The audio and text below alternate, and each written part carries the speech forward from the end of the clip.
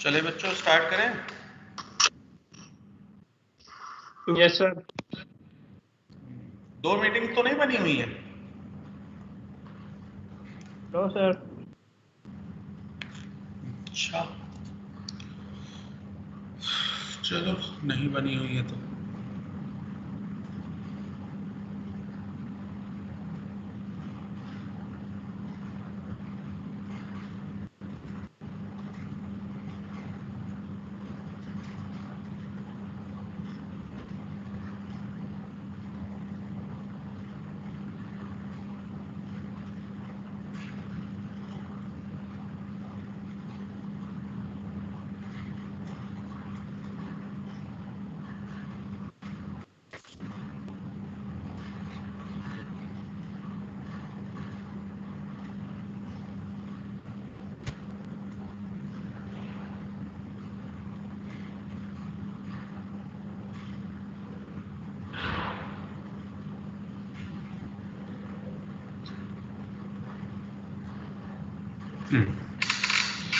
चलो स्टार्ट करते हैं। आप लोग पिछले लेक्चर में एलिमिनेशन पढ़ रहे थे ना? क्या पढ़ रहे थे? और आपने लास्ट जो कराया था वो SN1 और SN2 के सारे रिएजेंट्स लिखवाए थे और बताया था कि कैसे पहचान सकते हैं। हाँ, मिक्सचर वाला कर लिया था हमने, जो कि वीक बेस स्ट्रांग बेस वाला। आप लोग की हालत खराब हो गई और फिर मैंने सोचा कि मैंने क्यों बताया, ना ही बताया। आप लोग के हालात ऐसे थे। चलो फिर भी क्या कर सकता हूँ। पेज नंबर 90 पे 33 आ जाओ। पेज नंबर 90 पे जरा 33 देखो। अच्छा, बस एक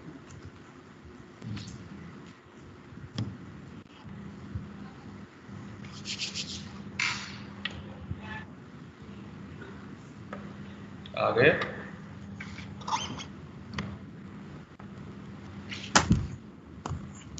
90 पे 33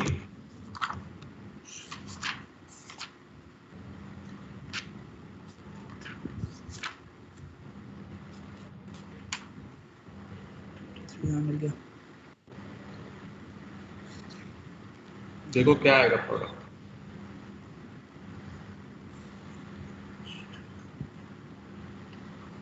क्या आएगा?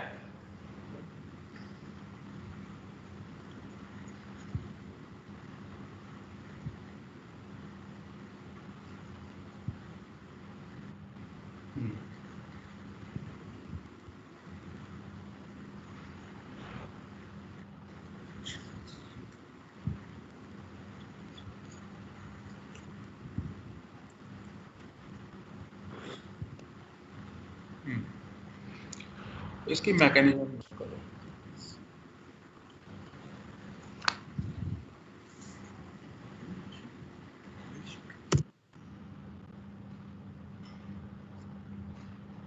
सर पेज नंबर 90 पे 33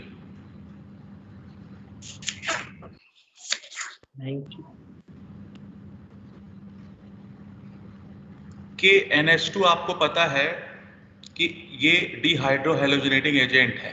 इसका मतलब KCl पे अटैक करेगा और NH2 इस पे अटैक करेगा, ये बेस है। तो ये यहाँ से एक रिएजेंट बनाएगा बच्चे, इसको कहते हैं बेंजाइन। इसको बोलते हैं बेंजाइन मैकेनिज्म। ये अलग टाइप की मैकेनिज्म है। मैं यहाँ पे एक आइसोटोप ले लेता हूँ, इसका नाम है 14।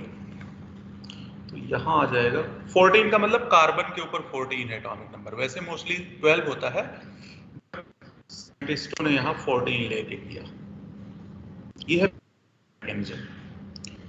बेंजाइन में आप पहले बनाओ तो फिर मैं समझाता हूँ।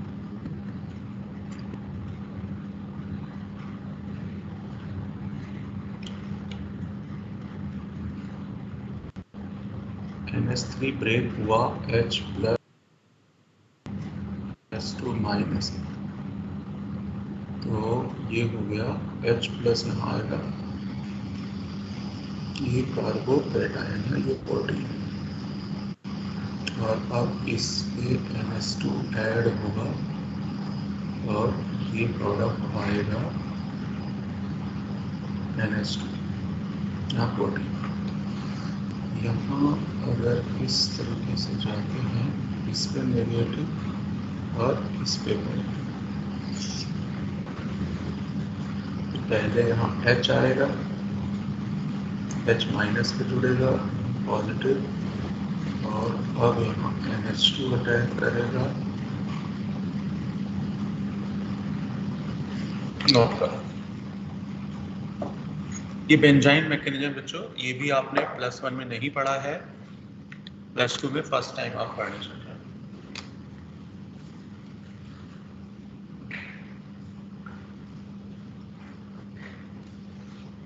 सर स्टार्टिंग में Cl के माइनस पे कार्बन पे क्या लिखा हुआ है? हाइड्रोजन।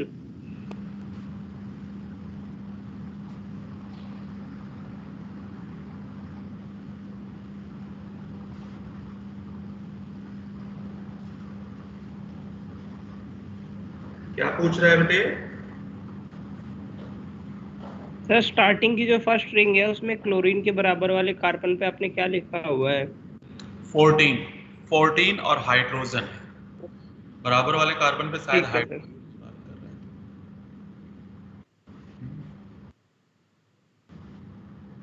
ऐसे कर देते हैं, ये H है।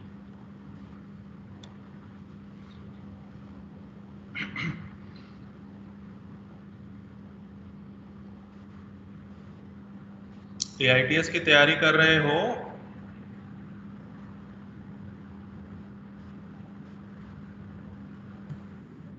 कर दिया। क्या मतलब 7 तारीख को खत्म करेगा? पढ़ो। हो जाएगी, 30 तक हो जाएगी, ऐसी कोई दिक्कत नहीं है।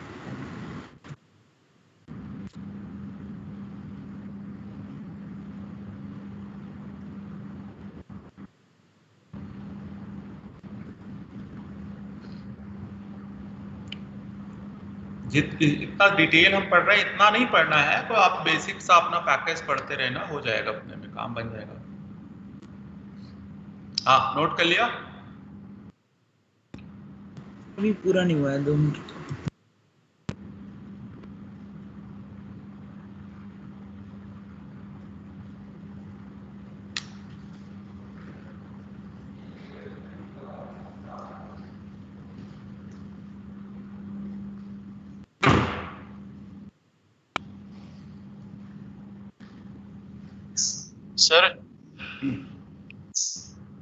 सर एक बार ऊपर वाली रिएक्शन दिखा दो, जो मैकेनिज्म से ऊपर। सर एक बार दिखा दो सर। उसकी कोई जरूरत नहीं, पहले ये लिख,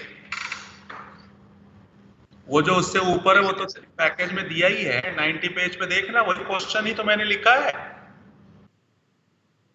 नंबर क्वेश्चन ही मैंने लिखा है, और उसका आंसर है 4th, तो वो 4th मैंने प्रोडक्ट में दिया है बस। तो पैकेज हो तो वहीं से लिख ले, कोई दिक्कत नहीं है। Okay sir. हाँ, नोट हो गया क्या?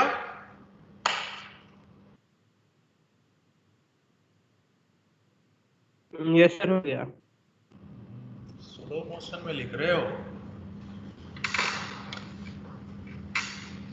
हो गया सर। हाँ, जरा ध्यान देना।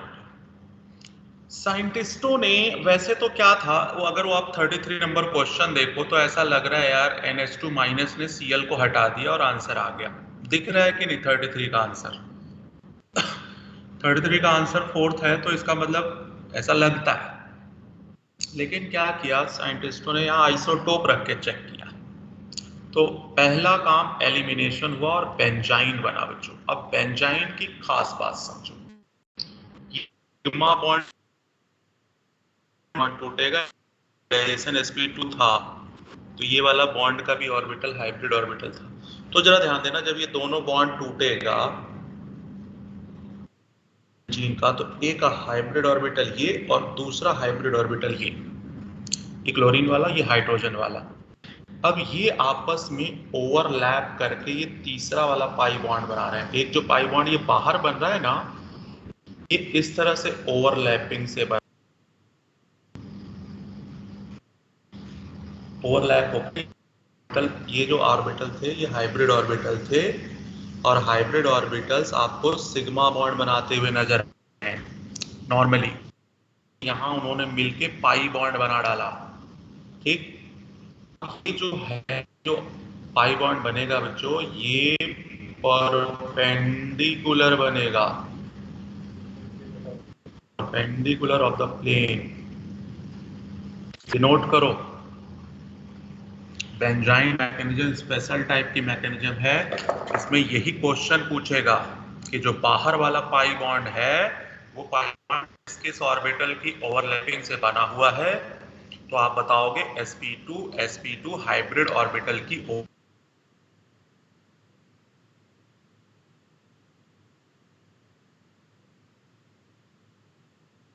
बेटे नेटवर्क का इशू। अदर बच्चे बताएं, जरा एक्सपीरियंस शेयर करें। विजिबल। हाँ, तो इसका मतलब विजिबल है सर। हाँ, आपका नेटवर्क गड़बड़ है बेटे, तो थोड़ा सा उसको ऑन दे। रहा था बच्चों कि ये क्वेश्चन ही है अपने आप में कि ये जो बाहर वाला है वो sp2 हाइब्रिड ऑर्बिटल और sp2 हाइब्रिड ऑर्बिटल की ओवरलैपिंग से बना है। एक बार क्वेश्चन इसमें ये पूछेगा कि ये दोनों ऑर्बिटल जो ओवरलैप हुए हैं ये उस बेंजीन के परपेंडिकुलर है, मतलब आउट ऑफ द प्लेन है। ये दूसरी चीज है। अब जरा ध्यान, बस ये दो क्वेश्चन यहां से अभी आप रखो माइंड में, उसकी जरूरत आगे पड़ेगी तो मैं बताऊंगा।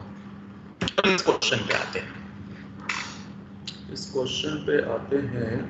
ये क्या ध्यान दें, जो कार्बन आइसोटोप ले लिया था, तो ये अब जो बॉन्ड है इन्होंने दो तरीके से तोड़ा, एक्सपेरिमेंट करके देखा।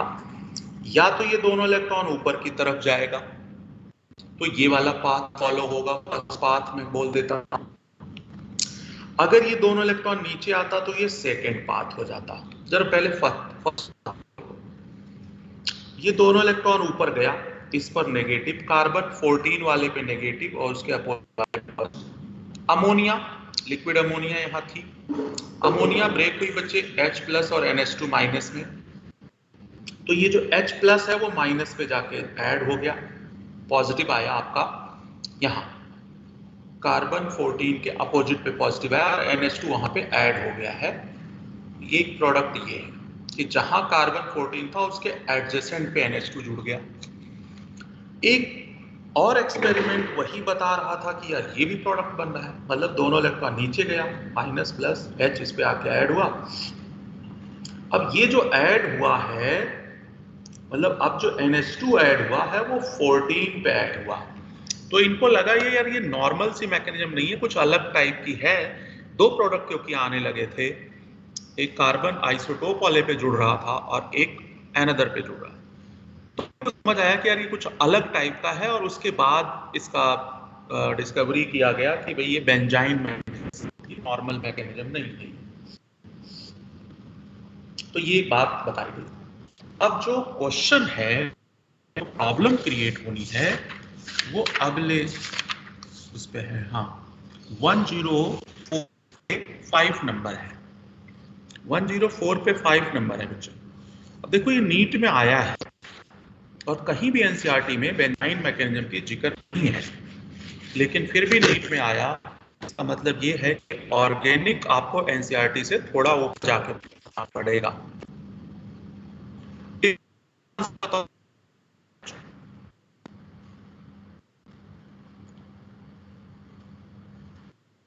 सर सेकंड वन, सेकंड वाली। सेकंड आएगा सर। एक बार जरा आंसर देखो। First DVS sir. दो हो गया। केमिस्ट्री में कितने धोखे खाओगे बच्चों? ऐसा नहीं लगता अब धीरे भरोसा उठ रहा है? चलो अच्छा,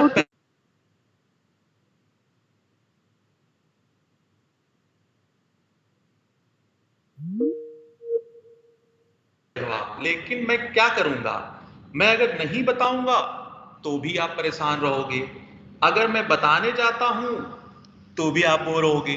तो मैं सोचता हूं यार बता ही देता हूं, भले ही बोर हो। हाँ, अब सर ये साइंस सब्स्टिट्यूशन इसने दे रखा है, ये क्या होता है? पहले मैकेनिज्म। ये 2 इलेक्ट्रॉन है बच्चों। अब बात ये आती है, ये ग्रुप मुझे बताओगे कौन सा ग्रुप है ये? Plus M group. ये पहचानते हो या ये भी भूल गए? पहचानते हैं sir.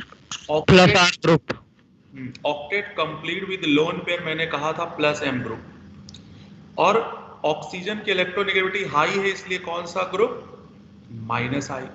Minus I electron withdrawing है, जबकि प्लस एम इलेक्ट्रॉन डोनेटिंग है। एम और आई में डोमिनेंट कौन होता है? M effect. एम। इसका मतलब मुझे ये बताओ, ये दोनों इलेक्ट्रॉन नीचे की तरफ जाएगा या ऊपर की तरफ आएगा? नीचे साइड जाएगा। हाँ, नीचे जाएगी। नीचे जाएगा। और क्यों? क्योंकि ऊपर से इसको रिपल्सन मिलेगा ना, तो नीचे वाले पे नेगेटिव और ऊपर वाले पे पॉजिटिव, ये ब्रेकिंग हुई। और अब यहाँ पे पहले H आएगा, H माइनस पे जुड़ेगा, वही स्टेप अब फॉलो हो जाएगा जो ऊपर आपने किया हुआ था। H आके जुड़ा तो यहाँ पे प्लस आएगा, और यहाँ पे NH2 माइनस। अगर ये इस हिसाब से फॉलो होता तो आपका आंसर क्या आता? सेकेंड आता। देखो जरा ध्यान से, आपने शायद बताया भी सेकेंड ही था ना?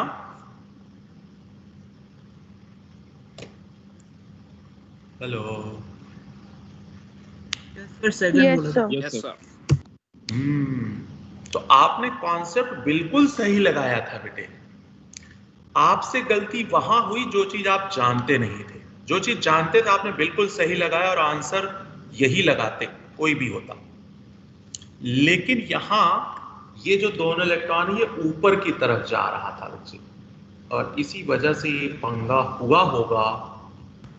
और ये एक्सेप्शन हुआ तो आदत OCH3 का आई इफेक्ट ज्यादा हो जाएगा।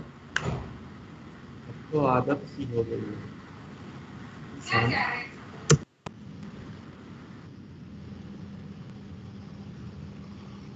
और तो कुछ हो ही नहीं सकता, एक ही तो रास्ता है।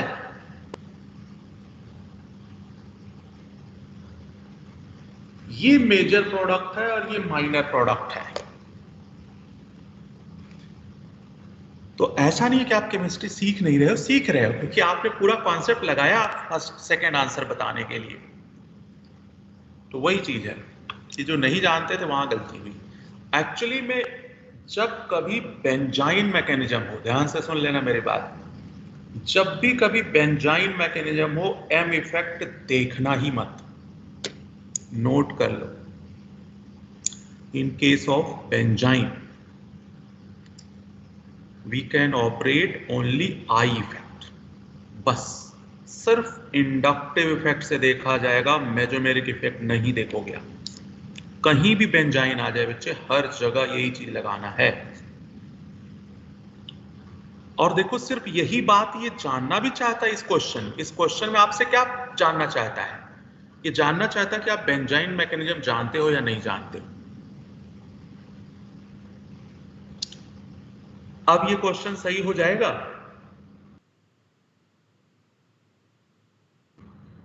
Yes sir.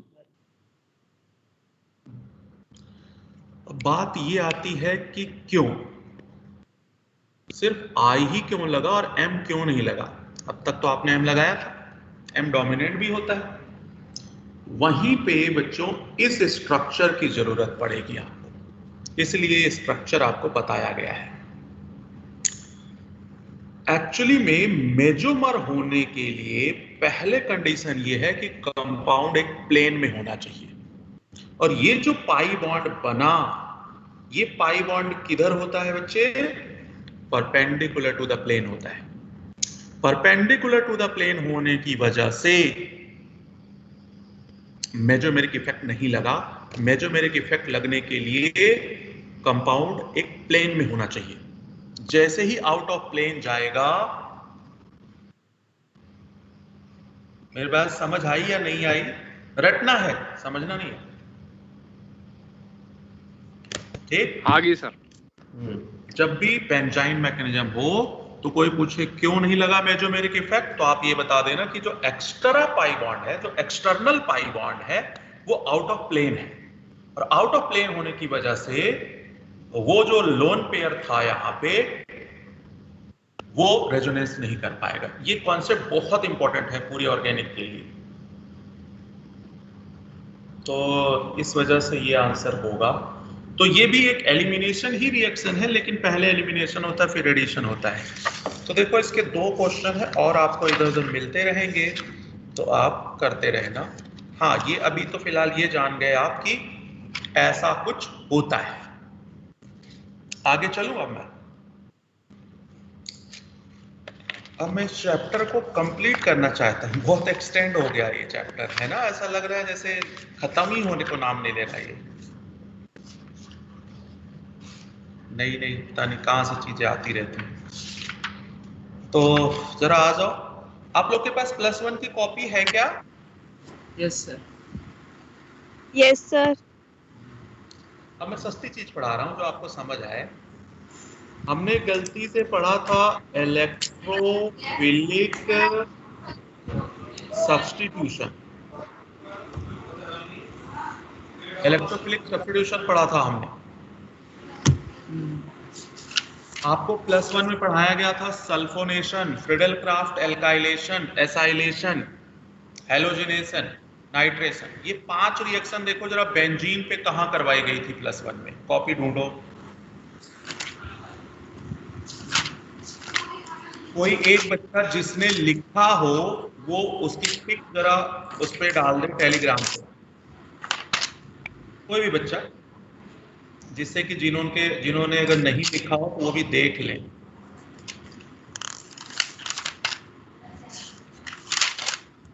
किसी को मिल गया? +1 में बेंजीन के ऊपर करवाई गई थी electrophilic substitution.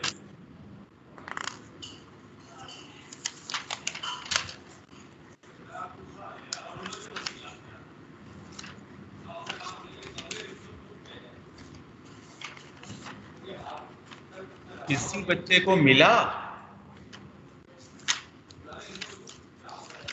Yes sir. 5 reaction. हाँ, वो 5 रिएक्शन मैंने +1 में बताया था कि ये 50 रिएक्शन है। Yes sir. 5 या 10 रिएक्शन मैंने वहां करवाई थी और मैंने कहा था 40 रिएक्शन +2 में होंगी। कॉपी खोलो और उसकी पिक जरा सेंड करो उस पे टेलीग्राम पे अगर किसी के पास हो तो। उन 5 रिएक्शन मैंने मैकेनिज्म भी बताई थी उसकी। फ्रिडल-क्राफ्ट, हाँ, Friedel-craft, nitration, sulfonation, halogenation, Friedel-craft, acylation. Friedel-craft में 2 थी। और अगर आप पैकेज में देखना चाहते हो तो 73 पेज पे आ जाओ, वहां पे आपको +2 वाली दी है, लेकिन मैं +1 वाला चाहता हूं पहले। सर हमें तो एसाइलेशन और सल्फोनेशन और फिर वो फ्रिडल-क्राफ्ट में ये 2 करवाई थी बस। तो मैं ये दोनों भेजते रहूँ। ये देख, किसी बच्चे ने टॉलुइन वाली भेजी है मेरे को।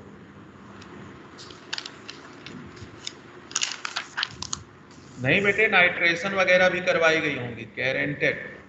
ऐसा नहीं होता। नहीं, ये 5 रिएक्शन, सर करवाएंगे।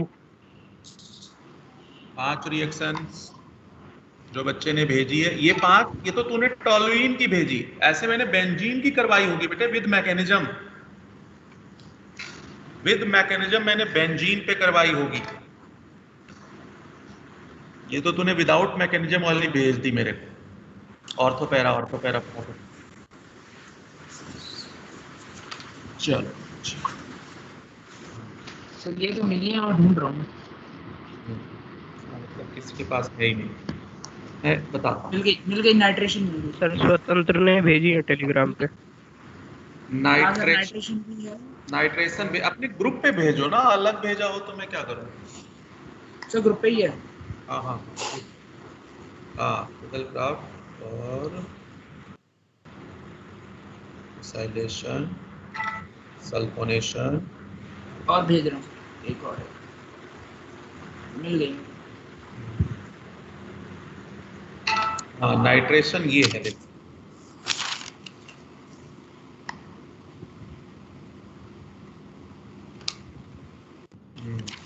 बेंजीन पे पेडल क्राफ्ट भी करवाई है। यहाँ रेट भी लिखवाया हुआ है, देखो जरा, rate directly to +m, inversely to -m।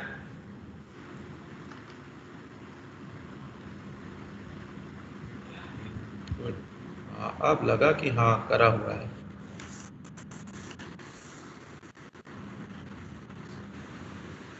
I think जो मेरे बैच के थे उनके पास तो सभी कॉपियां में होंगी, जो दूसरे बैच के बच्चे हैं उनके पास भी होगी ये, क्योंकि हर एक बैच में ये रिएक्शन करवाई गई, ऐसा नहीं हो सकता।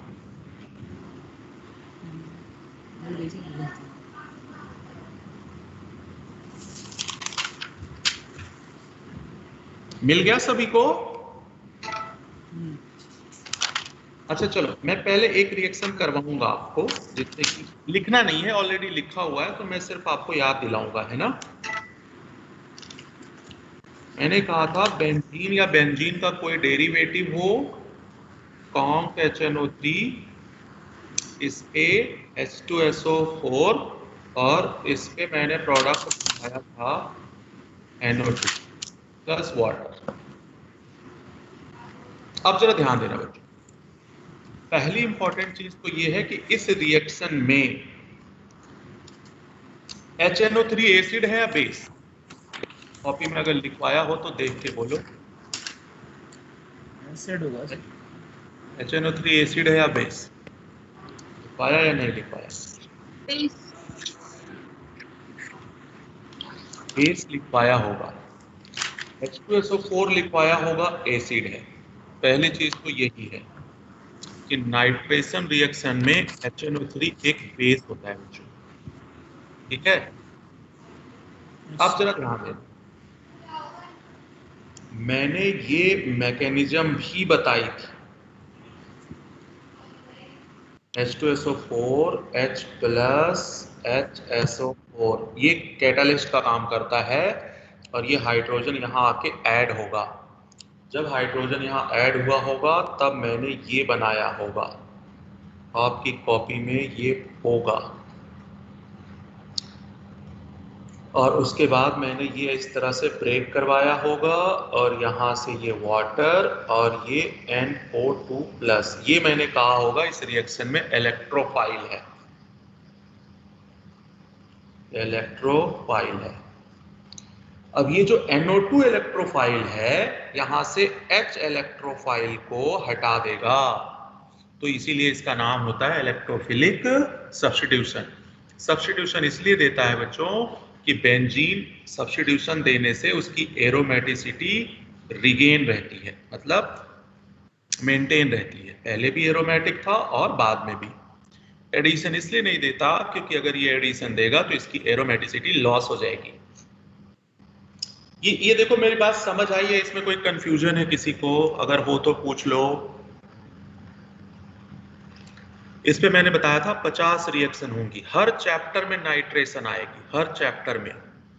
Benzene, toluene, chloro, phenol, ether, amines, nitro, aldo, keto, सब पे नाइट्रेशन है।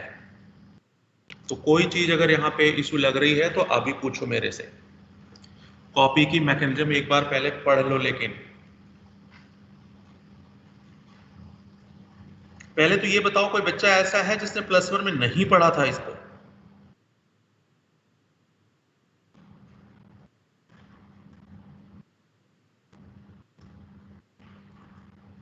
यार आप लोग ना बोलते हो ना हाँ बोलते हो, पता नहीं चलता जिंदा हो नहीं हो, समझ में नहीं आता बेटे, है ना। पढ़ी थी सर। या तो अब आप लोग का पढ़ने की पढ़ा लिखी हुई है, पढ़ी है सर। करिए सर।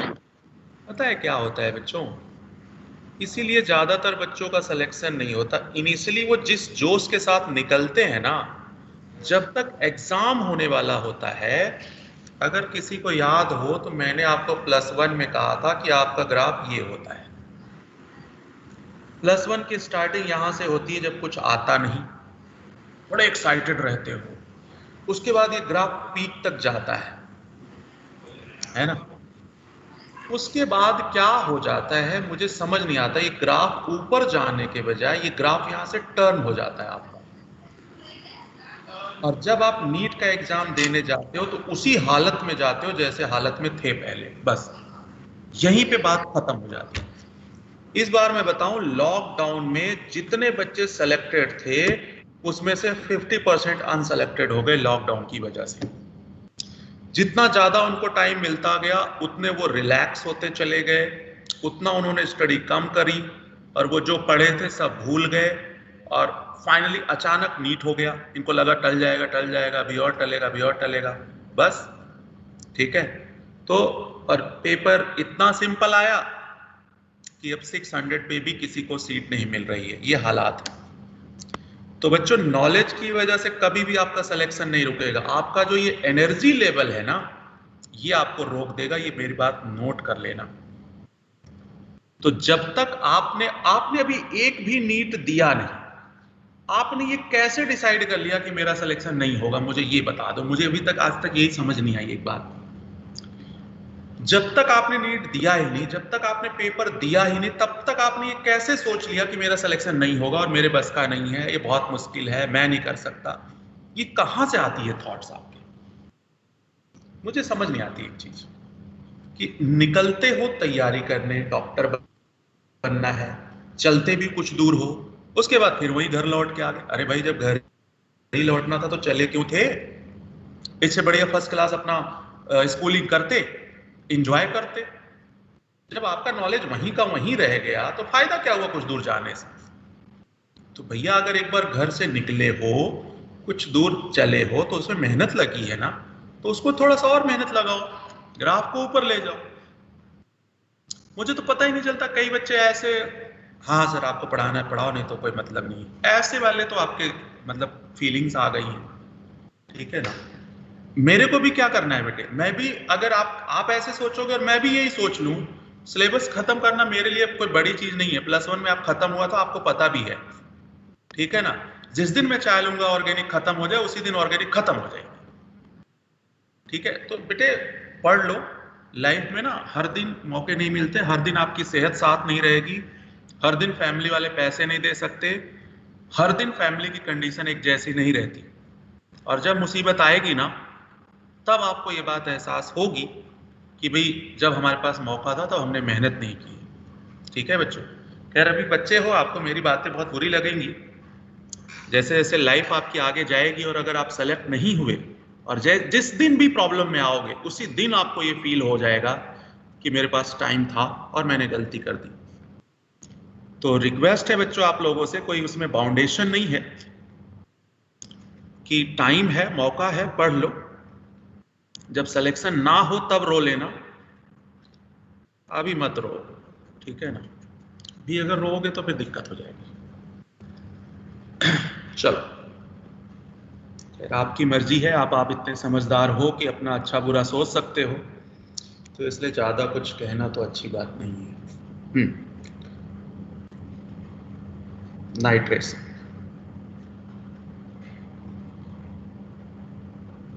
कहीं भी लगा दो। अब वो जो NO2 था, ये सारा कुछ आपकी कॉपी में ऑलरेडी है।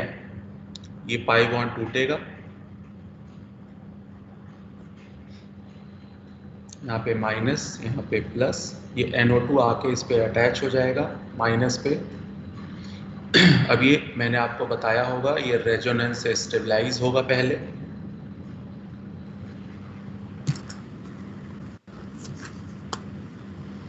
ये प्लस, ये यहाँ पे, और उसके बाद फिर से एक और रेजोनेंस बनेगा, 1 2 3। ये अब ये क्या होगा, ये कार्बोकैटायन। पहले चीज तो मैंने ये लिखवाया होगा कि कार्बोकैटायन है और इसकी जो रेट होती है वो डायरेक्टली टू स्टेबिलिटी होती है, स्टेबिलिटी ऑफ प्लस आर या फिर प्लस एम लिखवाया हुआ है और पीछे भी करवाया था।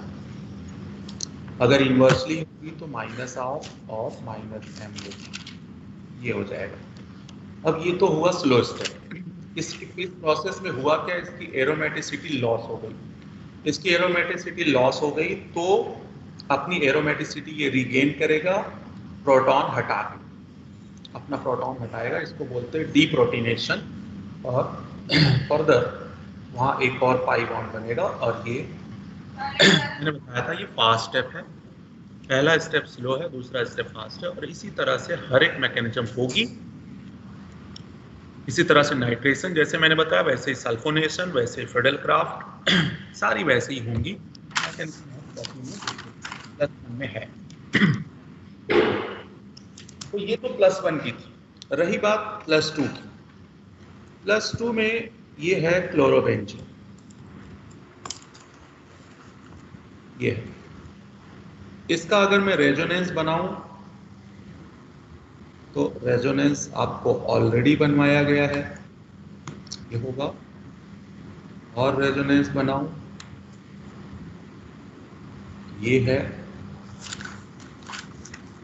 और भी रेजोनेंस, ये रेजोनेंस आपके पैकेज में बना हुआ है,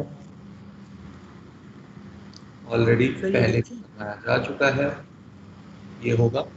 तो कहने का मतलब ध्यान से देखोगे तो ऑर्थो पे इलेक्ट्रॉन डेंसिटी हाई है और पैरा पे हाई है।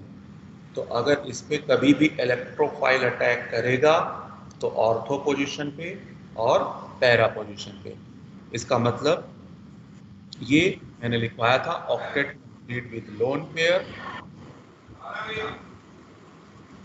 Complete with lone pair. तो इस केस में क्या होगा, प्लस एम इफेक्ट है। प्लस एम का मतलब ऑर्थो पैरा डायरेक्टिंग ग्रुप है, तो ये ऑर्थो पैरा डायरेक्टिंग ग्रुप होगा प्लस एम, या फिर इसको बोलते हैं ऑर्थो पैरा। ये प्लस वन में भी आपको लिखवाया होगा मैंने 10 ग्रुप, कॉपी उठा के। तो बेंजीन एक्टिवेटिंग, डीएक्टिवेटिंग सारा लिखवाया है। Ortho para directing, deactivating.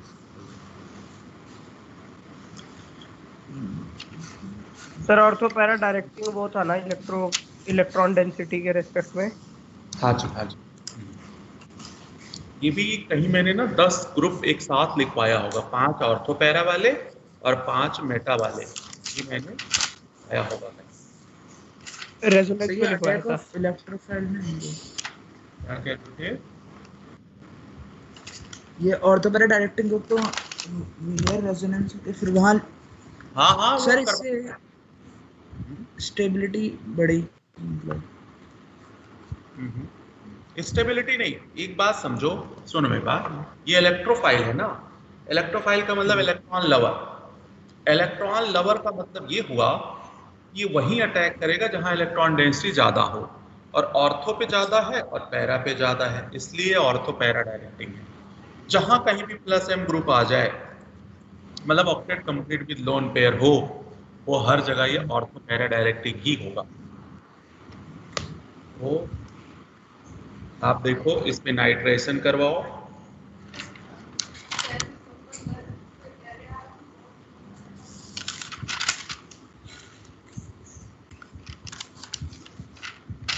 HNO3। आपको कुछ नहीं करना है, सिर्फ ऑर्थो और पैरा पे अटैक कर दो, ऑर्थो और पैरा। अब जरा बताओ ऑर्थो और पैरा में डोमिनेंट कौन होगा? Para. Para due to steric.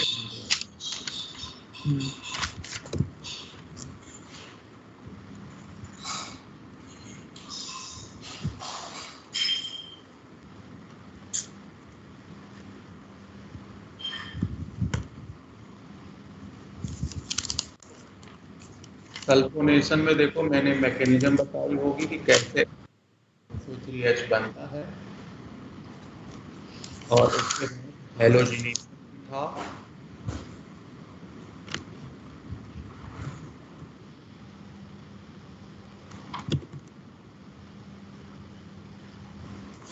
यहाँ पे FeCl3 और डार्क होना चाहिए, मस्ट है, अदरवाइज ये इलेक्ट्रोफाइल नहीं बनाएगा। सर डार्क से क्या मतलब है? हाँ, अगर डार्क नहीं होगा ना बेटे तो वो फ्री रेडिकल बना देगा। ये आप क्या पढ़ रहे हो, इलेक्ट्रोफिलिक सब्स्टिट्यूशन पढ़ रहे हो ना, तो अगर यहाँ गलती से सनलाइट हो गया तो ये फ्री रेडिकल बन जाएगा। अदरवाइज FeCl3 की प्रेजेंस में देखो, मैंने कॉपी में मैकेनिज्म बताई होगी, Cl+ और Cl- बनेगा ये, तो इसलिए डार्क होना मस्ट है। मैकेनिज्म कॉपी में है, जिनके पास नहीं है, एक बच्चों ने भेजी है, वहां से देख लें। मैंने इन सब की मैकेनिज्म बताई है, हालांकि तब आप नहीं समझते थे, अब आप पढ़ोगे तो आई थिंक ज़्यादा समझोगे। अभी थोड़ा सा ऑर्गेनिक में आप समझ में आ रहा होगा कैसे तोड़ते हैं, क्या करते हैं।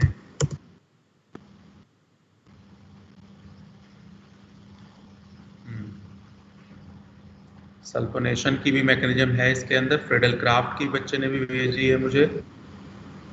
सर ये कह रहा था मैं, बेंजीन अकेली है तो अगर हम उसको तो उसका बॉन्ड तो कहीं से भी तोड़ दे, बात तो बराबर ही होगी। हाँ जी, हाँ जी, हाँ जी, हाँ जी, आप फ्री हो। ये जो क्लोरीन लगा है ना, ये आप कहीं भी लगा दो चलेगा, लेकिन अब इसके रेस्पेक्ट में यही लगाना पड़ेगा, और उसके अपोजिट पैरा होगा। ऑर्थो पैरा, पैरा का मतलब मैंने कहा था 180 डिग्री, और ऑर्थो का मतलब 60 डिग्री। यहाँ से एंगल लोगे ये 60 डिग्री होगा। कहीं भी लगाओ, जैसे देखो मैंने मान लिया क्लोरीन यहाँ लगा दिया, तो अब आप इसका ऑर्थो ये है और ये है, कहीं भी इन दोनों में से लगा सकते हो आप, चलेगा। इसमें भी मेजर यही होगा। अब मैंने आपको फ्रिडल क्राफ्ट कही थी, और मैंने कहा था फ्रिडल क्राफ्ट सबसे ज़्यादा इम्पोर्टेंट है। इसकी भी मैकेनिज्म बच्चों ने भेजी हुई है।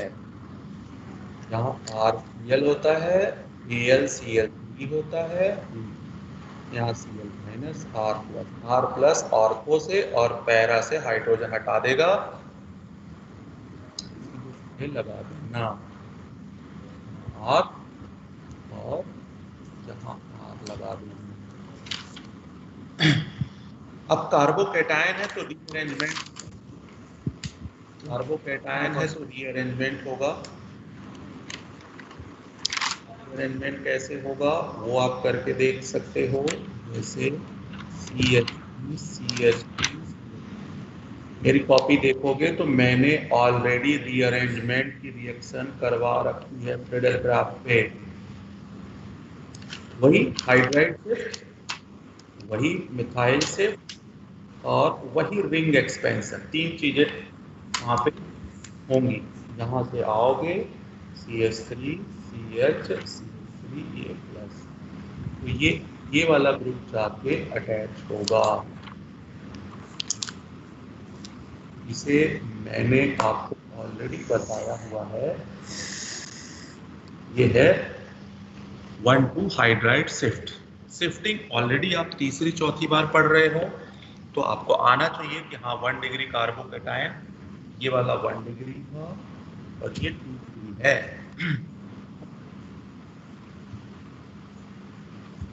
आप सोचो ना, अगर आपको 2 साल कोचिंग करने के बाद नहीं समझ आएगा तो एक स्कूल गोइंग बच्चा कैसे समझता होगा ये सब? वो भी तो समझता है।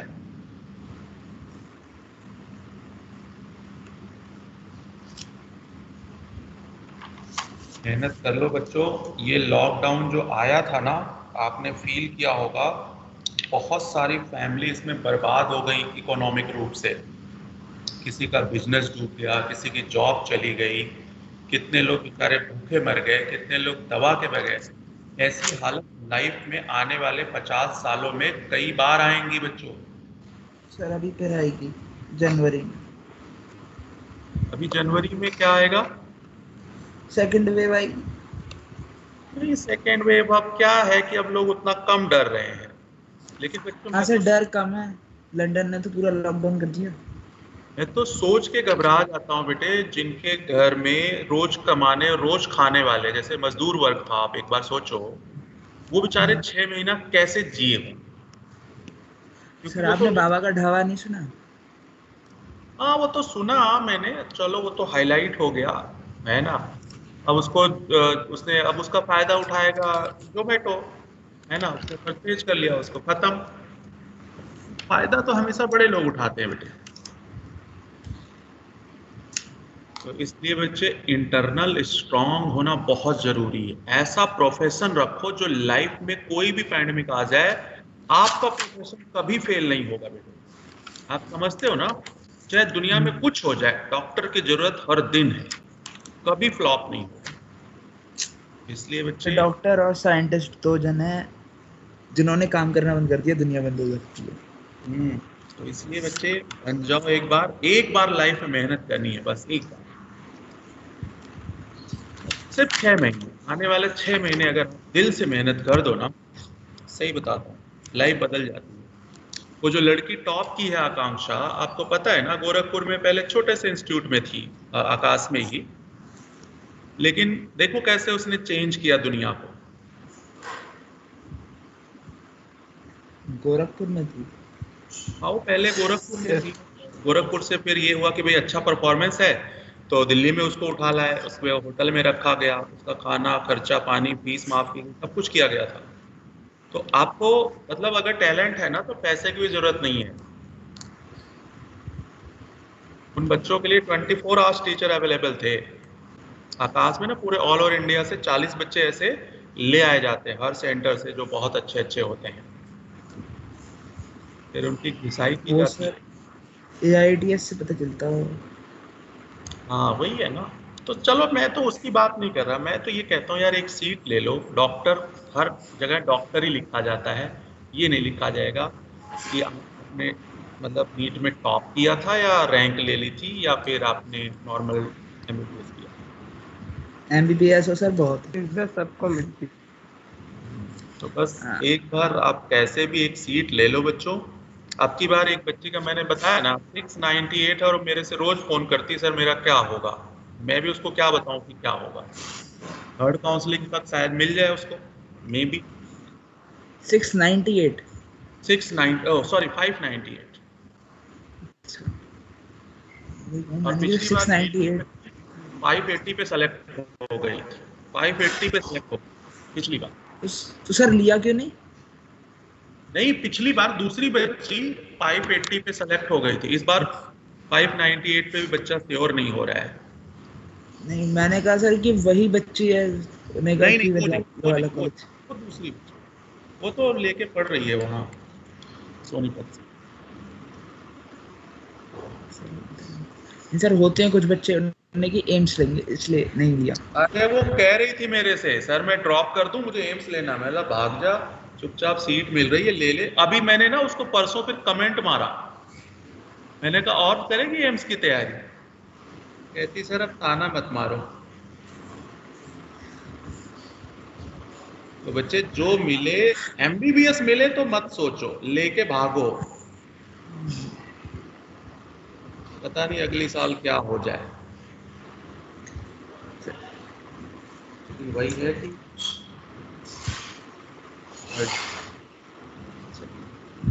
सर अगर वैसे भी अगर आप एक मतलब कोई भी दिल्ली वगैरह में तो फिर भी एक बार को देख लेते कॉलेज, वो भी बड़े हॉस्पिटल्स में, वरना तो देखते ही कौन है।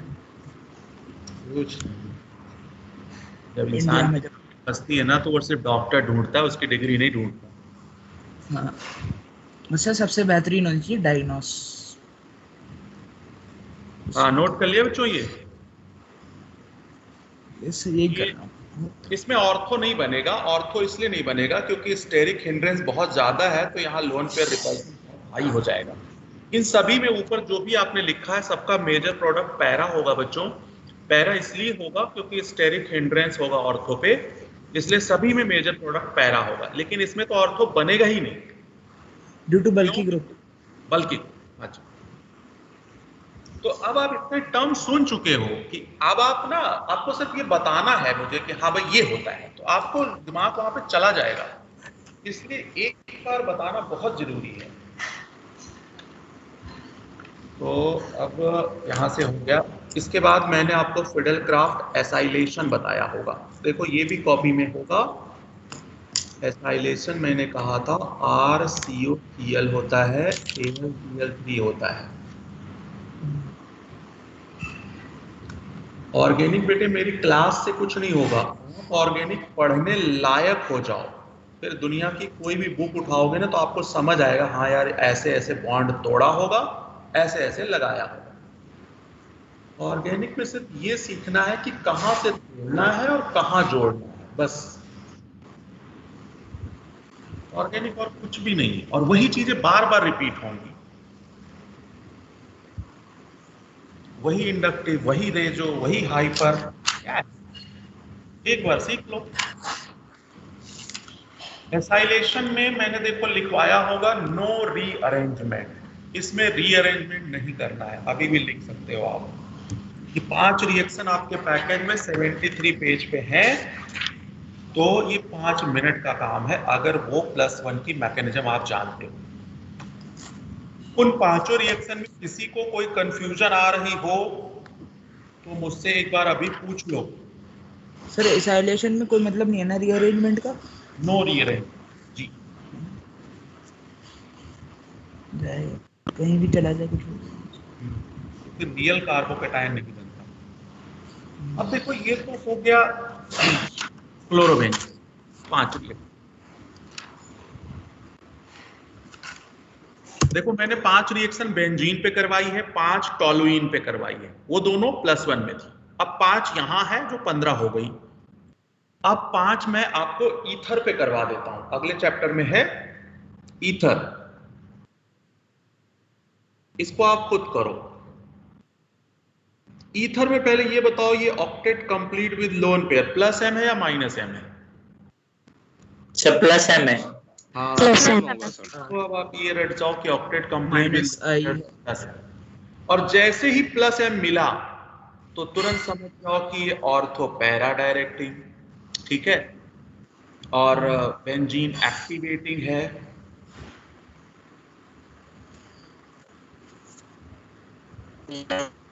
एक्टिवेटिंग, इस पे 5 रिएक्शन, 5 रिएक्शन फटाफट सभी लोग मुझे वो 5 रिएक्शन करके उसकी पिक सेंड करो।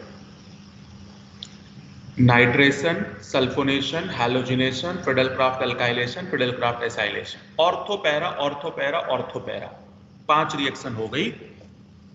ये आपके ईथर की है, साथ साथ में अल्कोहल और ईथर भी खत्म हो रहा है।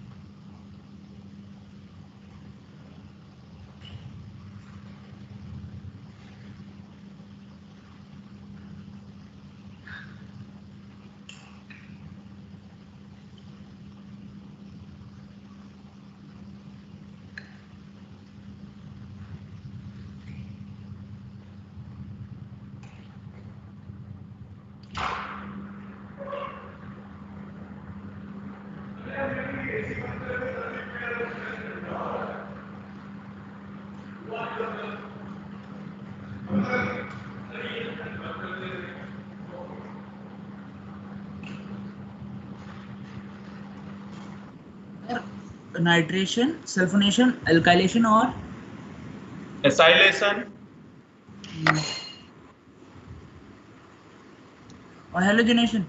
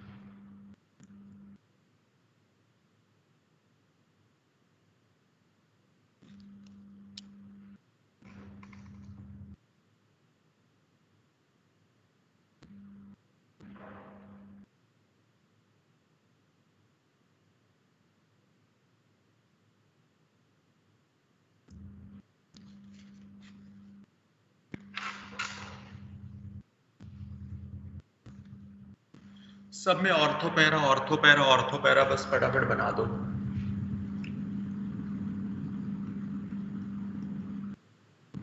मैं नाइट्रेशन लूं तो यहाँ NO2 लगा दूंगा, यहाँ NO2 लगाएगा, पर जहां NO2 लगा हो वहीं SO3H लगा दो, वहीं पे क्लोरीन लगा दो, वहीं पे R लगा दो।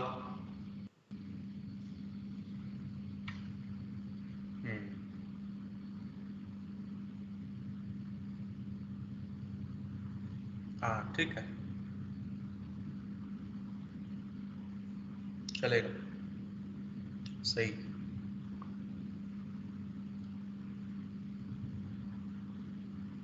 बस कुछ नहीं करना, सही है। ऐसे ही बस जहां जहां NO2 लगा है वहीं वहीं R लगा दो। ये आपके पैकेज में किस पेज पे है? अल्कोहल और ईथर में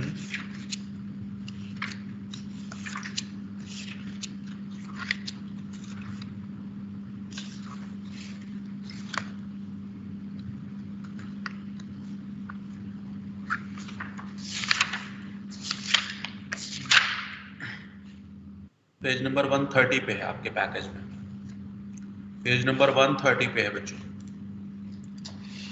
एक बार ऑर्गेनिक में मेहनत कर लो, देखो 20 रिएक्शन ये हो गए, 5 बेंजीन पे, 5 टोलुइन पे, 5 क्लोरोबेंजीन, 5। सर आपने 4 किए, एक कौन सी और थी? सुनो, nitration, sulfonation, halogenation, Friedel Crafts alkylation, Friedel Crafts acylation. आप 130 पे पैकेज में आ जाओ ना, 130 पे पैकेज में आ जाओ, दिख जाएगा।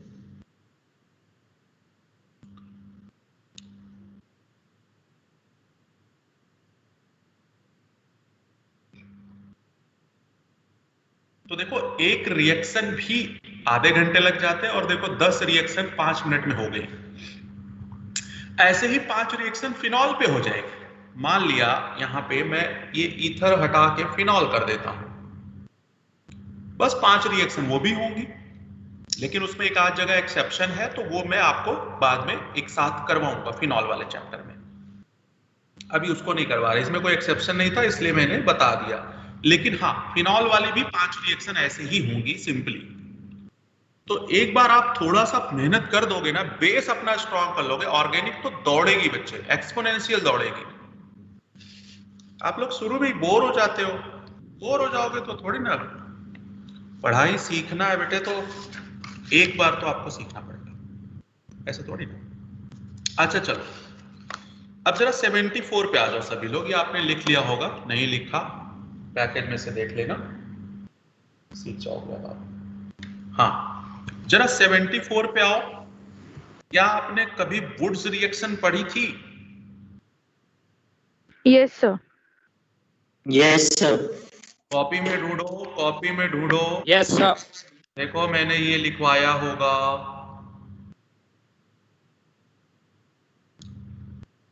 ये RR बन गई। देखो एल्केन बनाने का मेथड मैंने आपको +1 में सिखाया होगा। एल्केन बनाने का मेथड, प्रिपरेशन ऑफ एल्केन, वहां मैंने वुड्स लिखवाया होगा, वुड्स फिटिक लिखवाया होगा, फिटिक लिखवाया होगा, उल्मान लिखवाया होगा। देखो 4 रिएक्शन मैंने लिखवाई होगी।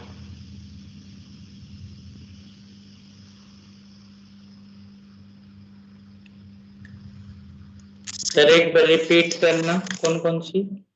वुड्स, वुड्स फिटिक, वुड्स फिटिक,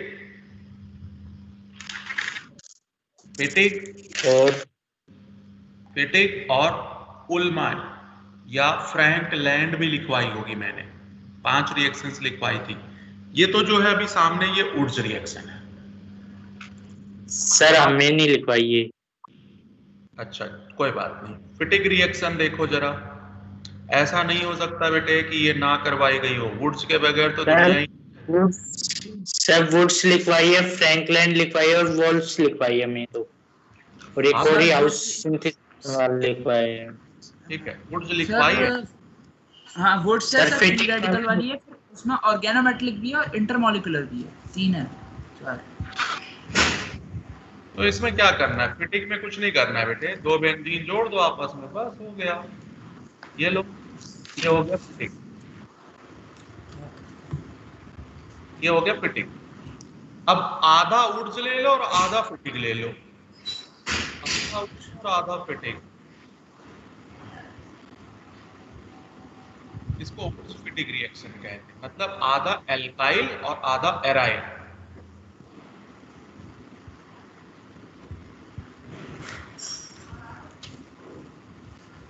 ये सब रिएक्शन 1-1 मिनट की है बच्चों, इसमें कुछ करना नहीं है, ये सिर्फ नंबर को बढ़ाती हैं और कुछ नहीं है।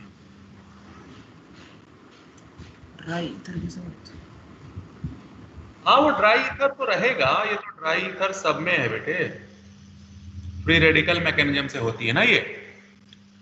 तो ये फ्रैंकलैंड लिखवाई गई होगी।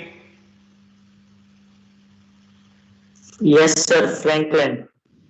बस करना है, जिंक ले लो, सोडियम की जगह जिंक ले लो बस।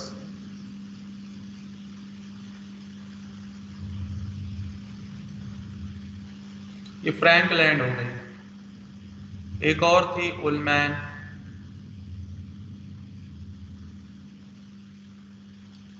इसमें क्या है? इसमें डाई एराइल और प्लस कॉपर था।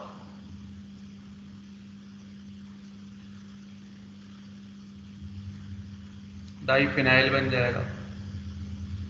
तो ये रिएक्शंस में कोई खास दम नहीं।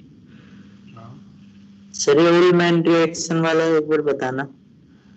बस कॉपर मेटल चेंज हुआ है, बाकी कुछ चेंज नहीं होता बेटे, सिर्फ जिंक की जगह कॉपर ले ले, बस हो गया, मेटल चेंज। तो इन सब में वही ड्राई ईथर है, फ्री रेडिकल मैकेनिज्म के साथ होती है।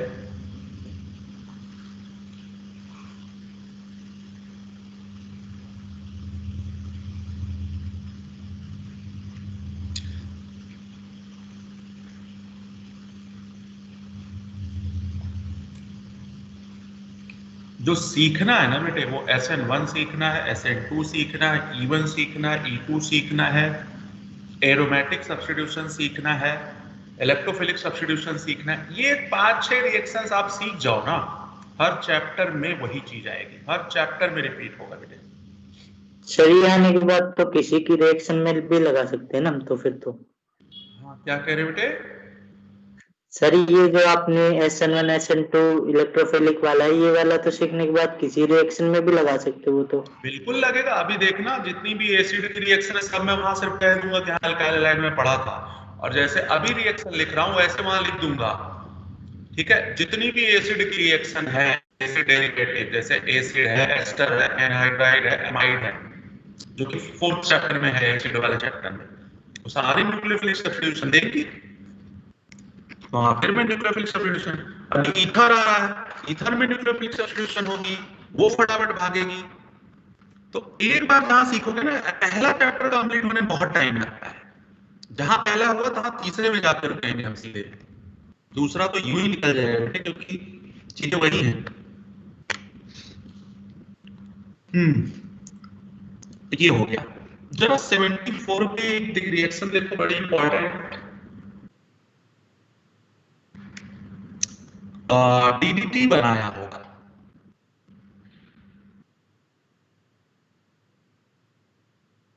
Yes sir. ये भी बड़ी इंपॉर्टेंट है और टेस्ट में आ सकती है, तो इसको भी आप फोकस करके करना, कुछ नहीं है, सिर्फ पानी निकालना है। देखो कौन का H2SO4 दिख रहा है ना? यस सर, डिहाइड्रेटिंग एजेंट बताया था। जैसे ही कौन का H2SO4 देखा आपने, पानी निकाला, बाहर किया, ये पानी निकल गया, देखो, बाकी छोड़ दो, बन गई DDT।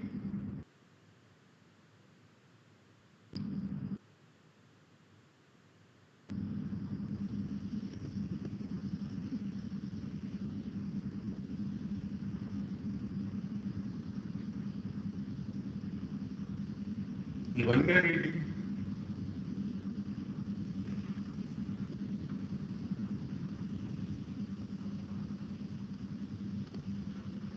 इसके देखो आपको आईयूपीएसी नेमिंग भी लिखा होगा बेटे उसी पेज पे। इंसेक्टिसाइड है, आईयूपीएसी नेमिंग लिखा होगा ना, PP dichloro diphenyl trichloro ethane. ध्यान दे इसकी नेमिंग कैसे होगा।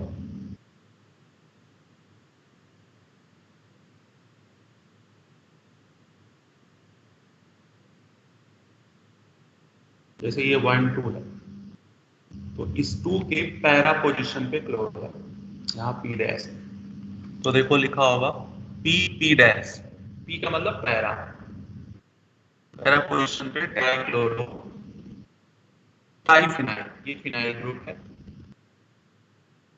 ट्राइक्लोरो, ट्राइक्लोरो का मतलब देखो इसमें क्लोरीन 3 है और ये 1 और 2 कार्बन है तो इथेन हो गया, तो ये डीडीटी है। डीडीटी का पूरा नाम इंसेक्टिसाइड है और इसका कॉमन नेम पूछ लेता है कई बार बच्चे।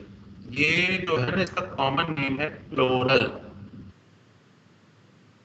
इसको क्लोरल बोलते हैं। एक ये क्वेश्चन, डीडीटी का पूरा फॉर्मूला डिहाइड्रेशन है, वाटर रिमूव होता है और क्लोरल, ये 3 क्वेश्चन इसमें बनते हैं।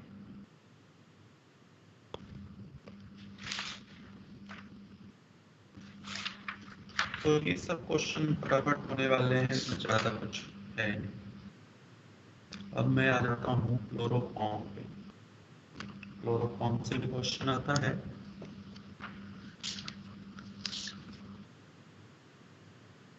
अच्छा पहले तो मैं आपको ग्रिग्नार्ड बता दूंगा। ग्रिग्नार्ड का नाम सुना आपने?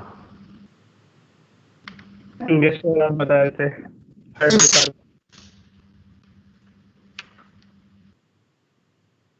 ग्रिग्नार्ड वाली रिएक्शन ना कन्वर्जन में बहुत यूज हो जाती है बच्चों। ग्रिग्नार्ड तो वैसे आपको +1 में बताया गया होगा, RMgX ये बताया गया था। तो ये बनता कैसे, यहाँ पे इसकी जरूरत पड़ जाती है क्योंकि हम पढ़ रहे हैं एल्काइल हैलाइड। जो ये एल्काइल हैलाइड होता है इस पे मैग्नीशियम ऐड किया जाता है ड्राई ईथर की प्रेजेंस में, तब ये बनता है RMgX। मतलब इसको ले जाके इन दोनों के बीच में एंटर करवाना है ग्रिग्नार्ड। तो ध्यान देना R चाहे हो चाहे एराइल हो, दोनों में ये एंटर करेगा और इस रिएक्शन की जरूरत आपको कन्वर्जन में बहुत ज्यादा होने वाली है।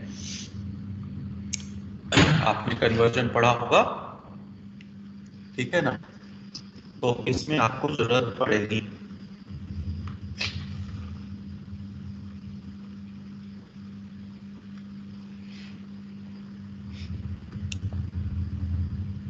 तो ये भी फ्री रेडिकल की तरीके से एंटर कर जाती है। अब जो ध्यान देना, ये जितनी भी ग्रिग्नार्ड है ना, अब तो आप समझते होंगे X R ग्रुप, यहाँ पे R क्या बन के टूटेगा बच्चों, R क्या बन के टूटेगा बताओ। इन दोनों में इलेक्ट्रोनेगेटिविटी किसकी ज्यादा है, कार्बन की या मैग्नीशियम की? Carbon carbon. गुड। ये चीज बिल्कुल माइंड में सेट कर लो कि ग्रिग्नार्ड में R हमेशा माइनस बनेगा। R का मतलब कोई भी मिथाइल या कोई भी इथाइल या साइक्लोप्रोपाइल, साइक्लोपेंटाइल, कुछ भी ऐसा हो सकता है। R कुछ भी हो सकता है।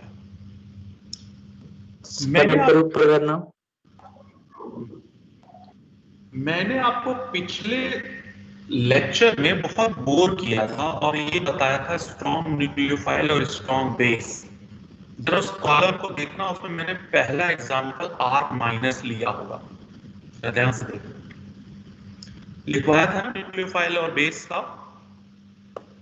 Yes sir. जरा उसमें देखना न्यूक्लियोफाइल और स्ट्रॉन्ग बेस वाले कॉलम में मैंने R लिखवाया है कि नहीं? लिखवाया सर। मैं आपको बता सकता हूँ ना कि मैंने नहीं लिखवाया है, हालांकि आप बोर बहुत हुए। तो इसका मतलब ये हुआ बच्चों कि ये स्ट्रॉन्ग बेस की तरह से ट्रीट करेगा। अब स्ट्रॉन्ग बेस की तरह से ट्रीट करेगा तो आपको पता है ना, बेस है तो किस पे अटैक करेगा, इलेक्ट्रॉन डेफिशिएंट इस पे बताओ, इसका मतलब किस पे अटैक करता है? इलेक्ट्रॉन डेफिशिएंट हाइड्रोजन या कार्बन? हाइड्रोजन है। हाइड्रोजन पे। अब आपको मैं +1 में लिए चलता हूं, आपको ये रिएक्शन मैंने करवाया होगा +1 में, और मैंने करवाया होगा कि इसका जो R- है, इसका हाइड्रोजन है उसका ले उड़ेगा, और मैंने बताया था कि एल्केन बनाते थे इससे।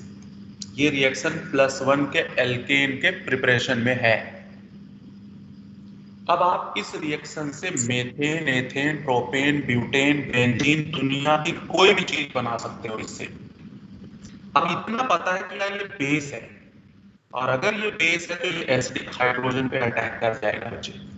मैं R की जगह कोई भी मिथाइल ले लूं, यहां वाटर ले लो, ये वाटर मतलब एसिडिक हाइड्रोजन है उसके पास, ये CH3, तो ये CH3- और H+ मिलके क्या बना देगा बच्चों? मीथेन। बाकी बाय प्रोडक्ट उससे कोई लेना देना नहीं। तो अब देखो, मैं यहाँ अगर इथाइल लेता तो एथेन बन जाता, प्रोपाइल लेता तो प्रोपेन बन जाता, ब्यूटाइल लेता तो ब्यूटेन। मैं यहाँ साइक्लो ले सकता हूँ। एक बार आप सिर्फ समझ जाओ ना कि क्या करता है बेस, उसके बाद तो बच्चे हजारों रिएक्शन बना दोगे आप। तो ऑर्गेनिक में जितना बोर होना था वो टाइम निकल गया। अगर उसको पढ़ लोगे तो मजा भी बहुत आएगा।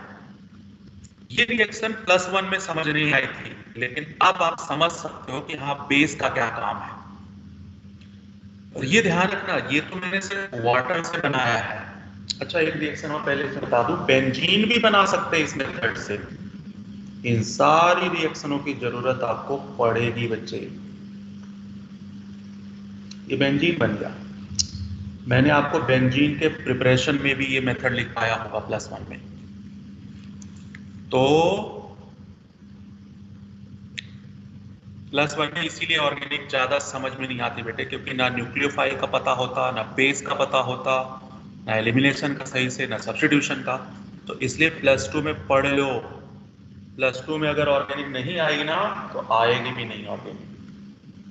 ये सारी रिएक्शन समझ आई देखो, या इसमें कोई दिक्कत लग रही है? आगे सर। अब ध्यान देना, जहां जहां मैंने वाटर लिया है ना, तो देखना मैं कैसे पलट दूंगा इस रिएक्शन को। एल्कोहल, अभी हमें अगला चैप्टर एल्कोहल पढ़ना है ना, ये लो सेम प्रोडक्ट बनेगा बेटे, ये लो। मतलब अगर इसी ग्रिग्नार्ड की रिएक्शन आपने एल्कोहल से करवा दिया तो उसमें भी एसिडिक हाइड्रोजन है बच्चे, और एसिडिक हाइड्रोजन है एल्केन बना के बैठ जाएगा। ये सारी रिएक्टिविटी आपको एल्कोहल चैप्टर में सारे पे क्वेश्चन मिलेगा आपको, और करना कुछ नहीं, बहुत सिंपल है। बेस है, एसिड का हाइड्रोजन ले उड़ा, खत्म। ओके, इतना ही नहीं, आपको +1 में बताया गया होगा कि ट्रिपल बॉन्ड से भी अटैच हाइड्रोजन कौन सा होता है? एसिडिक होता है। इसका मतलब अगर आप किसी एल्काइन से भी अगर हाइड्रोजन है तो वो भी ये ले उड़ेगा और फिर से एल्केन बना बैठेगा। आप आओगे एमीन्स चैप्टर में। एमीन्स चैप्टर में मैं बताऊं, अभी आप आगे पढ़ोगे इस चैप्टर में, यहाँ NH अमोनिया होता है ना, तो चलो अमोनिया ले लेता हूं। इसका भी हाइड्रोजन एसिडिक हाइड्रोजन होता है बच्चों, बस इससे भी प्रोडक्ट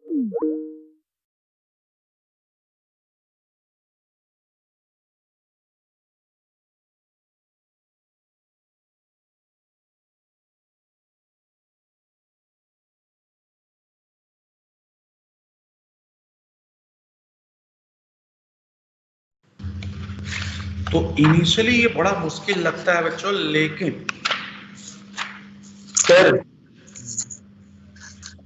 सर ये पूछना था कि ये ऊपर NH2 NH3 है, इसमें ये H है, ये एसिडिक हाइड्रोजन है, ये कैसे पता चलेगा? फोन से अटैच हाइड्रोजन एसिडिक होते हैं बेटे, फोन से, फ्लोरीन, ऑक्सीजन और नाइट्रोजन। याद आया कुछ जो हाइड्रोजन बॉन्ड बनाते थे?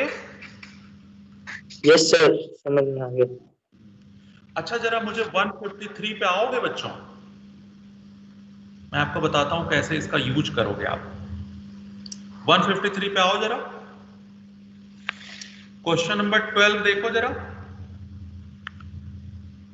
Question number 12।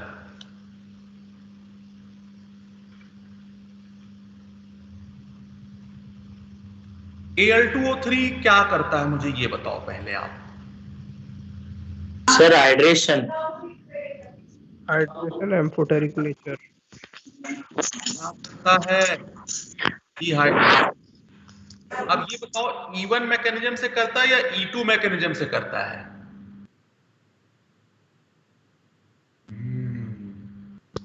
भूल गए। Al2O3 E2 मैकेनिज्म से करता है। E2 sir. पानी निकाल दिया। अब जरा बताओ HBr और पेरोक्साइड क्या करता है? देखो sir anti Markovnikov rule follow कराता है। एंटी मार्कोनिक रूल लगेगा। Anti Markovnikov raw. Anti Markovnikov of लगा दिया। एक्वस NaOH क्या करेगा ये बताओ। NaBr को निकालेगा। OH देगा सर, अल्कोहल बना देगा। एक्वस है सब्स्टिट्यूशन करेगा। हाँ न्यूक्लियोफिलिक। न्यूक्लियोफिलिक सब यहाँ अल्कोहलिक होता तो एलिमिनेशन कर देता। एक्वस है बच्चे, सब्स्टिट्यूशन करेगा। OH यहाँ से हटाओ, अल्कोहल बनाएगा। जी हाँ। अब मुलाकात तो हमारी यहां हुई जिससे हम बताना चाहते हैं आपको। इसमें ये बेंजीन नेगेटिव होगा बच्चे, ये बेंजीन नेगेटिव। Yes sir. ये बेस है बच्चों। Yes, क्या sir. लेके उड़ेगा ये बताओ, क्या लेके उड़ेगा ये? Acidic hydrogen. हाइड्रोजन लेके उड़ेगा। Acidic hydrogen sir. अब आपको इसकी इंपॉर्टेंस समझ आ रही है। आंसर है आपका। हाँ एक रिएक्शन, ये 4 नंबर देके जाएगा आपको। 4 नंबर में देख रहे हो कितनी रिएक्शन ले गया आपसे वो? सर कम से कम 3 से 4। Yes sir. 4। अगर किसी एक स्टेप में आपने गलत कर दिया, वहीं खेल हो गया कि नहीं हो गया? वहीं खेल हो यस जाएगा। सर। तो कहने का मतलब बेटे बताया जा रहा है तो उसकी इंपॉर्टेंस आपको पड़ेगी, क्योंकि हमने तो पूरा पैकेज देख रखा है ना, कहां कहां आप कैसे फंसोगे। तो हमारा काम है कि आपको हम अवेयर करवाएं कि भाई ऐसे नहीं आएगी ऑर्गेनिक। अब देखो आपको अच्छा लगा कि नहीं लगा कि हाँ भाई यार ऐसे आ तो गया है। बेटे थोड़ा मेहनत करो, आप भी लोग थोड़ा मेहनत करो, और हम भी कर ही रहे हैं। तो आई थिंक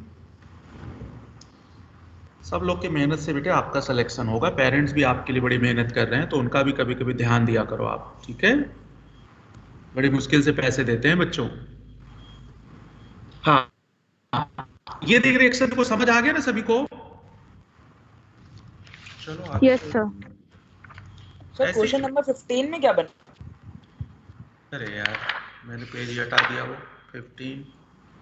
अबे 15 में मैंने आपको अभी तो करवाया ही नहीं ना। 15 में पहले देखो HI है, तो नीचे वाला अल्कोहल सब्स्टिट्यूशन दे जाएगा I से, है ना? नीचे वाला जो है वो ये रिएक्शन मैंने आपको +1 में शायद करवाया हो या नहीं करवाया हो। अभी जब मैं आगे आ रहा है तो करवाता हूं, ठीक है ना? हाँ ये रिएक्शन से एल्केन बनेगा और ब्रोमीन सनलाइट होगा, तो फिर फ्री रेडिकल, फिर एलाइलिक। मैंने फ्री रेडिकल रिएक्शन अभी +2 में नहीं करवाया है, वो भी करवाना है, तो डोंट वरी, अभी उसको छोड़ो। ठीक है। उसमें फ्री रेडिकल हो रही है, फ्री रेडिकल अभी तो मैंने बताया नहीं। हाँ ओके ये हो गया। चलो DDT हो गया, ग्रिग्नार्ड हो गया, ठीक है। ठीक है, एक तो टाइम का पता नहीं चलता यार कब हो जाता है 1.5 मिनट। ग्रिग्नार्ड तो हो गया, लेकिन ध्यान देना कि ग्रिग्नार्ड ऐसा भी करता है, अगर एक हैलोजन हो तो ग्रिग्नार्ड उसमें एंटर कर जाता था, लेकिन अगर 2 हैलोजन हुआ तो ये क्या करेगा बेटे, डीहेलोजिनेशन करके और यहाँ डबल बॉन्ड बना बैठेगा, एल्कीन बन जाएगी, एल्कीन बन जाएगा।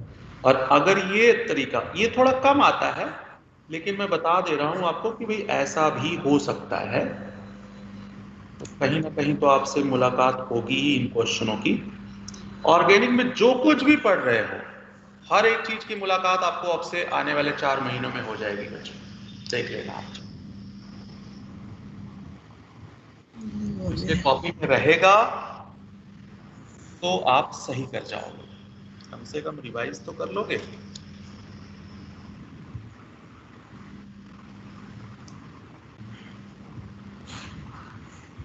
आगे चलें।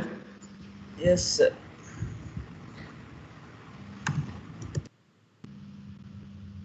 तो ये तो बात हो गई इसकी ग्रिग्नार्ड की, थोड़ी बहुत बातें और हैं, वो मैं आगे बताऊंगा, अभी नहीं बता रहा हूं क्योंकि एक साथ बताऊंगा तो बोर हो जाते हो आप लोग बहुत जल्दी। अब जरा इसमें क्लोरोफॉर्म है बच्चों, एक बार आते हैं, कहाँ पे है, 76 पे, 76 पे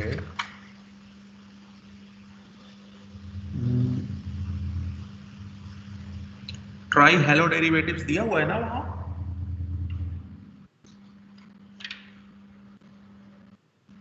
दिया हुआ देखो। Yes sir. अब बात यस सर। क्लोरोफॉर्म, और क्लोरोफॉर्म का फॉर्मूला आपको पता है CHCl3 होता है, तो ऐसे ही बनेगा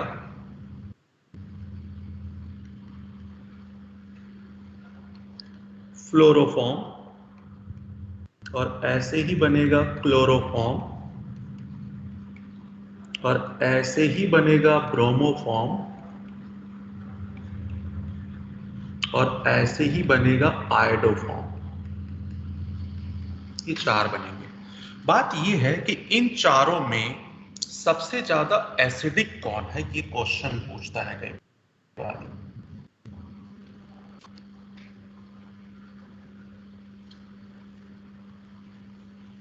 आपको मैंने कहीं पे लिखवाया होगा, ध्यान से सुनो मेरा, आपको कहीं मैंने ये लिखवाया होगा, acidic strength directly proportional to stability of anion, और एनायन की स्टेबिलिटी आपको पहले कई बार लिखवाया जा चुका है, inversely to magnitude of charge.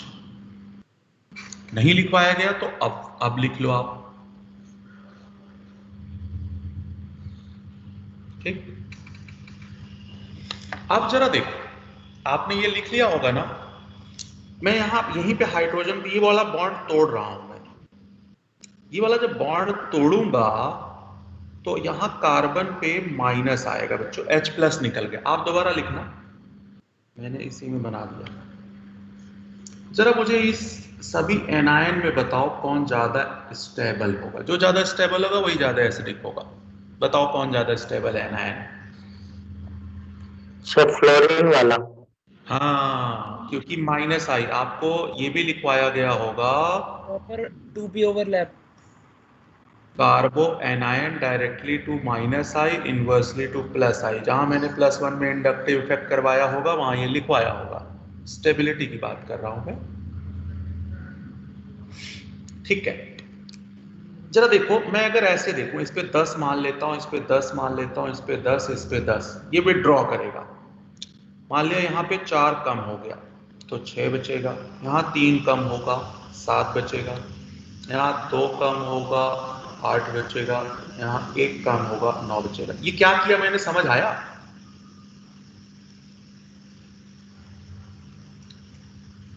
Fluorine का -I सबसे ज्यादा होता है ना बच्चों? Yes sir. इसलिए ये विड्रॉ Yes, करता sir. है सबसे ज्यादा। मान लिया मैंने यस सर। क्लोरीन का विड्रॉ उससे कम होगा तो 3 कर लिया, ब्रोमीन का विड्रॉ और कम हुआ तो 2 किया, आयोडीन का। अब मैग्नीट्यूड ऑफ चार्ज सबसे कम किस पे है? फ्लोरीन। कम है, इस वजह से इसकी स्टेबिलिटी है ना। तो मोस्ट एसिडिक कौन हो गया? मोस्ट एसिडिक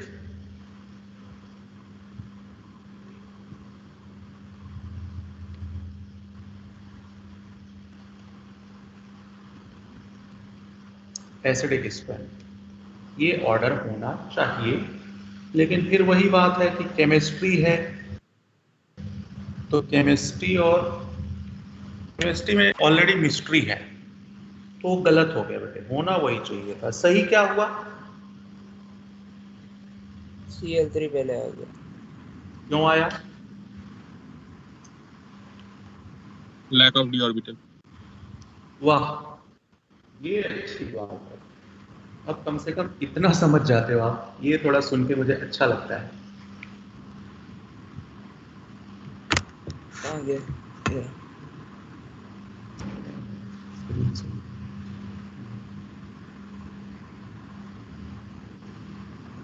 अगर इतना सीख सकते हो तो आगे जो पढ़ रहे हो वो भी तो सीख सकते हो ना यार, फिर क्यों नेगेटिव होते हो? मुझे समझ नहीं आती यही चीज।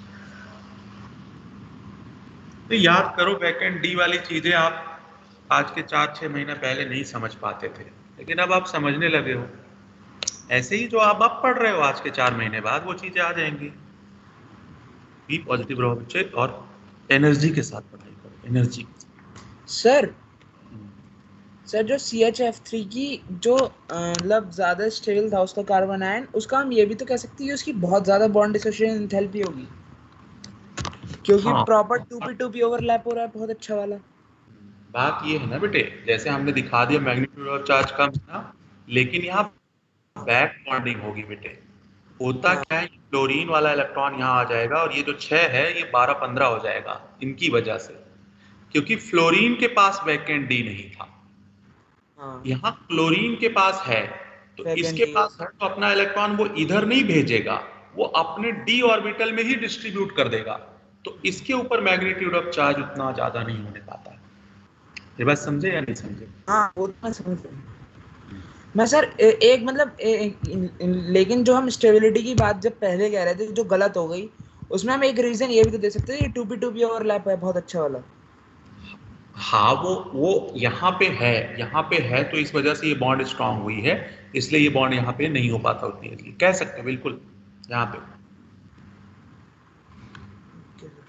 तो चलो डी ऑर्बिटल की कमी की वजह से क्या, डी ऑर्बिटल की कमी से हो ही जाएगा, वो इलेक्ट्रॉन उस पे ज्यादा चले जाएंगे, कार्बन पे, फ्लोरो पे। बिल्कुल। अब जरा आते हैं, अब इसके हम केमिकल रिएक्शन देखते हैं। कितना टाइम हुआ यार, तो टाइम बहुत तेजी से हो जाता है। 18-14। चलो इसकी हेडिंग डाल दो, केमिकल रिएक्शन। अभी घर जाके भी पहले हम लोग को नहाए वहाएंगे, क्योंकि घर से अंदर वैसे नहीं जाते, फिर नहा वहा के, है ना, क्या कहते हैं, आइसोलेट हो जाना, सैनिटाइजेशन। हाँ। फिर उसके बाद इंटरेक्शन चल रही है, आप लोग की हो रही है इंटरेक्शन या हो चुकी? हो गई, मंजिल सर ने ली थी। आप लोग को कई बच्चों की हो गई, कईयों की रह रही है। आपके बैच में तो 40 बच्चे हैं, मेरे +1 में 120 बच्चे हैं। मैं तो रोज इंटरेक्शन ही करते रहता हूँ 8 बजे तक, है ना। चल, तो आज इतना ही रहने देते हैं। अब हाँ, बस ये केमिकल रिएक्शन हो जाएगी, ये चैप्टर खत्म, अल्कोहल शुरू होगा। आई थिंक हमारा टेस्ट से पहले 3-4 लेक्चर मिलेगा और उसमें आराम से अल्कोहल हो जाएगी। ठीक है, अल्कोहल में उतना टाइम नहीं लगना है।